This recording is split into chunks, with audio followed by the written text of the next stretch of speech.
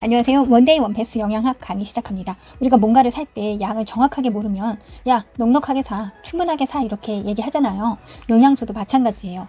자료 부족으로 섭취량을 잡기가 애매할 때 충분하게 잡으면 되는 겁니다. 그래서 충분 섭취량이 되는 거죠.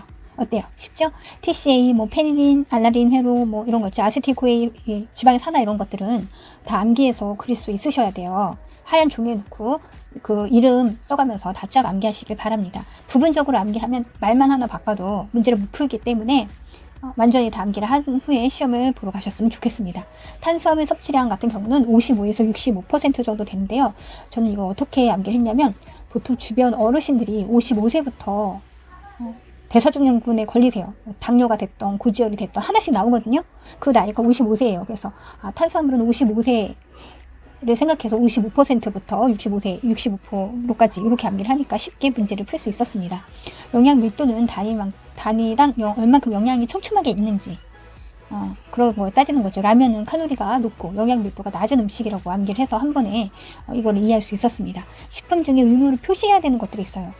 건강에 안 좋으니까 소비자들이 꼭 알고 구매해라 이런 의미로 이제 만든 건데요. 예를 들자면 나트륨, 포화지방, 트랜스지방 이런 거 안 좋은 거잖아요. 그리고 기본적으로 들어가는 거 탄단지 이런 거, 탄수화물, 단백질, 지방 이런 것들은 꼭 표시를 해야 됩니다. 청소년기의 성장과 비대 1차는 세포가 증식하고 그러니까 티 안 나게 그냥 세포만 막 증식하는 거죠. 2차는 증식과 비대를 합니다. 살짝 살이 찌는 거죠. 그리고 한 3개월 뒤에 보잖아요. 그러면 완전 애들이 뚱뚱해져 있어. 비대가 되어 있는 거죠. 요거를 이렇게 이해를 하시면 쉽게 문제를 풀 수 있습니다. 우리 보육교사 같이 하신 분들은 아실 거예요. 뇌의 발달의 80%가 4세까지 완성된다는 거. 그렇기 때문에 그거만 봐도 뇌 발달이 엄청 중요한 거라는 걸 알 수 있죠. 보통 문제는 뇌 발달에 대한 문제가 많이 나와요. 왜냐하면 성선이나 림프 이런 거는 다 청소년기에 나오는 거잖아요. 그리고 성장은 기본적으로 S자. 우리 허리 모양처럼 성장은 S자 곡선입니다. 우리 몸에는 항상성이라는 것이 있어요. 우리 몸을 항상 똑같은 상태로 유지해주는 그런 거죠. 혈당, 혈압 이런 거요. 우리의 혈당을 일정하게 유지하기 위해서 이제 음식을 섭취해서 막 혈당이 팍 올라갔다. 그러면은 췌장에서 인슐린을 분비를 해가지고 혈당을 낮춰주는 거고. 만약에 우리가 밥도 안 먹고 이제 에너지를 많이 써서 당이 떨어졌다.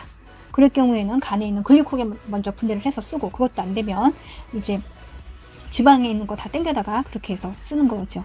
인체 조직 중 당을 신생할 수 있는 것들은 간신들이에요. 간하고 신장, 간신들 꼭 아셔야 돼요. 왜냐하면 당신생 과정이 되게 중요하거든요. 그래서 알아두시기 바랍니다. 그리고 이런 당뇨 환자분들은 당뇨식으로 따로 이제 식단을 짜야 되고 막 이래요. 요양재활병원에 그런 어르신들이 되게 많아요. 당뇨 걸린 어르신들, 심지어 다리 절단하신 분도 많고요. 근데 이런 분들이 다 이제 이 성격이 까칠하신 분들이 별로 없어요. 그리고 본인이 다 당뇨 박사라고 막 그러시거든요. 근데 꼭 몰래 기존에 드리는 이제 제공해주는 그런 배식, 이런 한우식 환자식 이런 배식 말고 간식을 따로 떡이라든지 이런 간식을 따로 준비를 해가지고 혈당 관리를 안 되게 그렇게 많이 하세요. 그래서 가급적 떡은 좀 아무리 좋아하셔도 피하게 그렇게 하는 거죠. 그리고 당 지수가 가장 높은 음식, GI 지수가 높은 음식의 기본은 흰빵 100입니다. 그리고 이제 점점 낮아지는 거죠. GI 지수가 높을수록 몸에 안 좋은 겁니다. 혈당이 높을수록 몸에 안 좋은 거랑 같은 거라고 이해하시면 쉽게 문제를 풀 수 있습니다. 인체 소기관 중에 미토콘드리아는 발전소예요. 그래서 에너지 발전소 나오면 그냥 미토콘드리아 발전소라고 생각하시면 되고요. 그 에너지를 갖다 쓰는 게 나트륨과 칼륨 펌프라고 저는 이해를 했어요. 그냥 깊이는 없고 그냥 그렇게 암기를 하니까 쉽게 이해가 되더라고요. 그래서 능동수성은 나트륨과 칼륨인데 그 에너지를 갖다 쓰니까 에너지가 필요하고 이제 뭔가를 에너지를 전달하려면 운반체 필요하고 그런 거겠죠. 그래서 에너지하고 운반체 필요하고 그다음에 경쟁적 저해라는 문구가 나오면 능동수성입니다.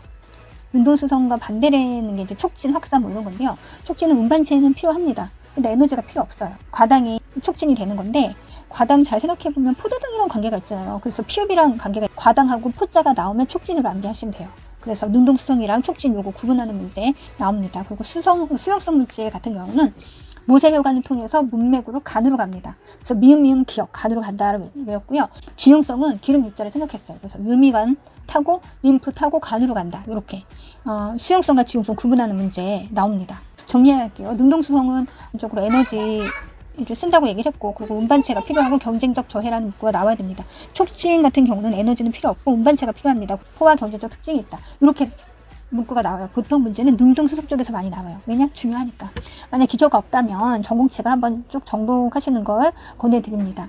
프티아닐렌이라고 하는 게 있는데 우리가 이제 입속에서 계속 씹어서 이제 밥을 씹으면 이게 알파 아밀라오제라고 하는데 프티아닌이거든요. 이거 꼭 아셔야 돼요. 이거를 해서 이당류까지 분해를 한 다음에 췌장으로 넘겨서 소장으로 흡수가 되는 겁니다. 이 탄수화물 소화기 전, 단백질 소화기 전, 지방 소화기 전은 꼭 아셔야 돼요. 이거는 핵심 문제입니다.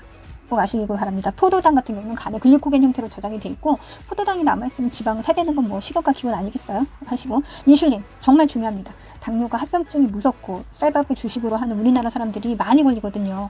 저도 식후에 당이 높게 나올까봐 늘 관리를 하고 있습니다. 당 수치는 기본은 공복에 100이라고 생각하고요. 식후 2시간이 최대를 찍습니다. 근데 당뇨 환자들이 대부분 밥 먹고 자. 그러니까 안 되는 거죠. 식후 2시간 깨어 있어야 돼요. 그래야 얘는 이 당을 낮출 거 아니에요. 그리고 170이 넘어가면 소변으로 당이 배출돼요. 이게 뭐냐, 쉽게 말해서 당뇨 걸린다는 얘기죠. 당뇨랑 관계된 건 신장, 췌장, 사구체 신염이랑 쫙 인체 생략에서 연결돼서 나오거든요. 그렇기 때문에 이거는 꼭 아셔야 됩니다. 이제 당질의 조효소.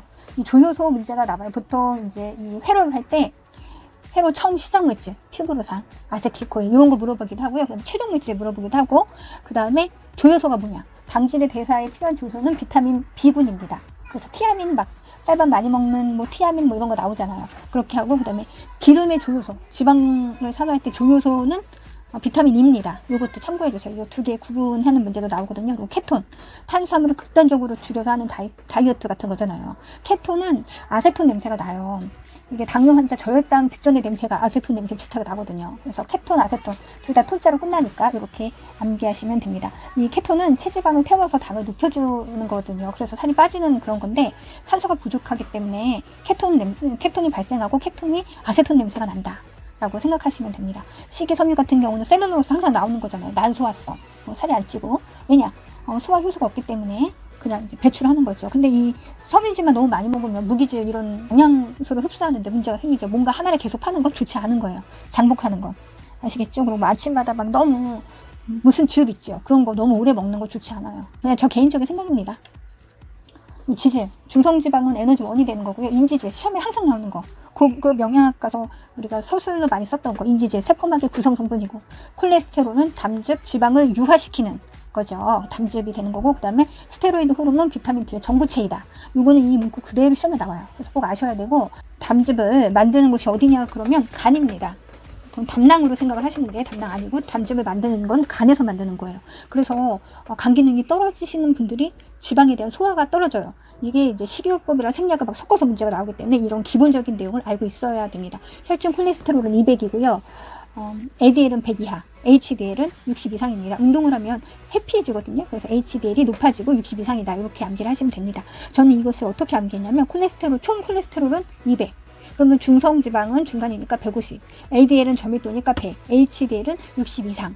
요거 아셔야 돼요. 보통 이제 건강검진하면 다 나오잖아요. 이 수치. 그리고 이런 수치는 내가 식이요법을 잘 하면서 운동을 하면 충분히 달라질 수 있습니다. 뭐 유산소 운동 많이 하고 막 다이어트하고 걷기 하고 막 그러면 HDL이 이제 팍 튀고 이러거든요. 그러니까 약간 지금 늦게 나왔다고 해서 너무 걱정하지 않으셔도 됩니다. 운동하고 식이요법 잘 쓰면 다시 수치 내려가니까요. 화이팅! LDL이 높으면 우리 어르신들 당장 약국 가서 오메가3 사오거든요. 전 이거 어떻게 이해했냐면 기름때 청소는 기름으로 하면 잘 닦여요. 그래서 혈중 LDL은 불포화 지방 사이인 오메가3를 청소를 해준다고 했죠. DHA, EPA가 동맥경화 위험층을 낮춰주는 그런 역할을 하거든요. 오메가3가 이제 아이코사노이드 뭐 해가지고 이제 뭐 혈전, 항응집성 뭐 이런 게 나오거든요. 이제 피를 이제 굳게 하는 거 멈춰준다. 그러니까 혈전을 풀어준다는 얘기를 하는 거죠. 그거 생각하시면 되고요. 필수 지방산은 닐리리아로 암기를 했어요. 리놀렌산, 리놀산, 아라키돈산. 이 세 가지가 있습니다. 필수 지방산은 여기 나오네요. 아이코사노이드 전구물질을 혈소판 응집, 그러니까 혈전을 만들지 않고 한 혈정 반응을 하고, 그다음에 비타민 D의 전구체입니다. 참고하세요. 문제는 가끔 콜레스테롤이 가장 많이 함유된 음식을 물어보는 경우가 있어요. 근데 계란하면 너무 딱 보이잖아. 그래서 우리 교수님들인데 그래서 조금 이제 빻아서 내는 게 마요네즈. 근데 마요네즈도 결국엔 달걀로 만드는 거니까 가끔 이제 모르는 게 딱 나오면 달걀 쪽으로 이렇게 찾으시면 답을 쉽게 찾으실 수 있습니다. 탄수화물은 비타민 B군이 주요소고요. 지방은 비타민 E가 주요소입니다. 참고해 주세요. 단백질은 보통 T자가 많이 들어가요. 단백질은 위부터 소화가 되고, 시작은 위는 펩신, 췌장은 트립신, 키모트립신, 소장은 아미노펩티다제, 그리고 디펩티다자가 있는데 최종 분해산물은 결국 아미노산이 되는 겁니다. 지방이 소화될 때 단즙산염이 필요하거든요. 근데 이 아이가 지방을 유화하는 작용을 해요. 지방을 유화시킬 수 있는 담즙산을 만드는 기능이 있거든요. 간 기능이 떨어지면 지방 소화 능력이 떨어지고 그렇기 때문에 이제 이게 인체 생리학이나 식사요법에 섞어서 나오기도 하니까 참고해 주세요. 킬로미크론이라는 게 있는데 소장에서 만들어져요. 다른 것들은 다 간에서 만들어지고 막 이러는데 소장에서 유일하게 만들어지는 거 킬로미크론입니다. 어때요? 시험에 잘 나올 것 같죠? 그래서 킬로미크론의 특징은 아셔야 됩니다. 킬로미크론은 공복 시에는 나오지 않아요. 그래서 이제 저는 이거 어떻게 암기했냐면, 우리 밥 먹고 몇 킬로 쪘나 보자 할 때 킬로. 밥 먹고 몇 킬로 쪘나 보는 거니까 밥 안 먹으면 킬로미크론 없는 거죠. 이게 문제가 VLDL이랑 섞어서 나와요. VLDL은 공복 시에 나거든요. 단백질의 영양은 뭐 소화는 위부터 시작합니다. 단백질은. 아까 탄수화물은 입부터 시작하는 거예요. 그리고 소화 효소의 단백질은 팔자가 아까 많이 들어간다고 했잖아요. 그래서 엔테로키나제 뭐 이거는 트립시노겐을 트립신으로 바꿔주는 거. 정부 이제 물질이죠. 이거 엔테로키나제 엔터 치면서 트립신으로 바꿔주는 거죠. 이렇게 저는 암기를 했는데 정보 물질이 위, 췌장, 소장에 대한 정보 물질이 다 알아야 돼요.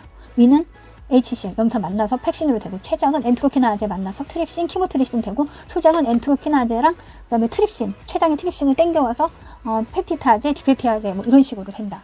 이 정부 물질 순서 꼭 아시기 바랍니다. 파시오코 같은 경우는 단백질 결핍 시에 나타나는 건데요. 특징이 지방 감각 부족, 배가 뿔룩 나와요. 우리 영양학 책 보면 나와 있어요. 그리고 페닐케토뇨증이라고 있는데 저는 케톤이 들어가면 무조건 당뇨랑 연관지어서 생각하시면 돼요. 케톤 다이어트 있잖아요. 당뇨 환자와 연관지어서 하면 쉽게 답을 찍을 수 있어요. 정확하게는 몰라도. 단풍나무라는 게 있는데 아미노산 관련 유전병입니다. 단풍나무 시럽인데 뭐 메이플 시럽 뭐 이런 식으로 해서 나오거든요. 그래서 단풍당뇨는 류신, 이소루신, 발린 요거 세 개가 이제 축세 아미노산이라고 하는데 아무튼 그 세 개 이상으로 이제 유전병, 당뇨병이 생긴다. 이렇게 암기를 하시면 됩니다. 히스타민 나오면 제가 말씀드렸잖아요. 아미노산, 탈탄산 나오면 무조건 히자, 히스타민 찍으시면 되고요. 질소의 균형이라고 있는데 이거는 되게 쉬워요. 성장, 임신 이거 다 플러스 요인이잖아요. 그리고 질병 볼 때가 회복되면 그게 마이너스가 아니고 플러스잖아요. 내가 여기 팔에 상처가 났어. 그런데 그게 자꾸 살이 붙어. 그럼 그게 플러스지 마이너스 아니잖아요. 그리고 인슐린도 성장 호르몬 이런 거. 인슐린 마이너스라고 많이 생각하는데 인슐린 플러스입니다.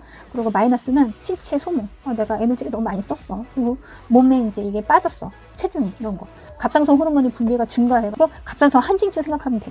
한진증은 막 갑상선을 막 계속 분비돼가지고 기초 대사량을 높여주는 거지. 이런 사람 살 잘 안 찌거든. 이렇게 이해하니까 쉽게 문제를 풀 수 있었어. 통풍하면 나오는 거 유산, 단백질 섭취 제한. 요건 항상 붙어 다녀, 이 세 개는. 그리고 그러면서 이제 문제가 살짝 어떤 거 나오면 달걀과 우유까지 막 이렇게 못 먹게 한다고 하는데 달걀하고 우유마저 안 먹잖아. 그럼 단백질 섭취를 할 수가 없어. 이분들 대부분 나물 먹거든. 고사리 막 이런 거 해줘야 돼. 나도 이제 집안 내력에 당뇨가 있기 때문에 난 당뇨 환자는 아니지만 늘 관리하기 위해서 그런 거 먹거든. 나물류. 또 40 넘으니까 또 나물이 맛있어. 좀 짠지 이런 게 더 맛있고 그렇게 돼. 아무튼 통풍하면 요산, 단백질 섭취, 그런다 우유하고 달걀을 먹을 수 있게 해준다. 회로 문제들은 보통 시작 물질부터 시작해. 그리고 최종 분해 산물, 아니 중간에 조효소 이런 거 물어보니까 그거는 꼭 알아야 돼. 내가 대시 외워줄 수는 없어. 꼭 알기 바래. 그리고 단답형 핵심만 나중에 따로 정리를 해줄게. 뭐 이런 거 있잖아. 예를 들자면 지용성 ADK, A는 눈, 레티놀, 각화, D는 허리 구부정, 구루병, 비타민 D 나오고 비타민 D에 피부자 나오잖아. 그러면 뭐 7자, 숫자 7 써있는 거 데하이드로 콜레스테롤 뭐 이런 거 생각하는데 그냥 나는 비타민 D 피부자 나오면 7자 찍었고 그다음에 에르고스테롤 뭐 이런 거 있잖아. 그런 거 다 한꺼번에 정리를 해줄게. 비타민 E 같은 경우는 용혈성 비염이고 비타민 뭐 K 같은 경우는 지혈이 잘 안 돼. 이런 거 다 한꺼번에 해서 한 번에 정리할 수 있도록 해줄게. 그래도 기본적으로 회로나 이런 것들 어려운 문제들은 단답형 문제는만 맞춰도 통과는 돼. 근데 이제 가끔 실수할 수도 있으니까 기본 개념은 본인이 스스로 공부를 하시기 바랍니다. 제 이런 암기법을 같이 공유하시는 분들은 꼭 한 번에 원패스에서 뜻을 이루시기 바랍니다. 화이팅!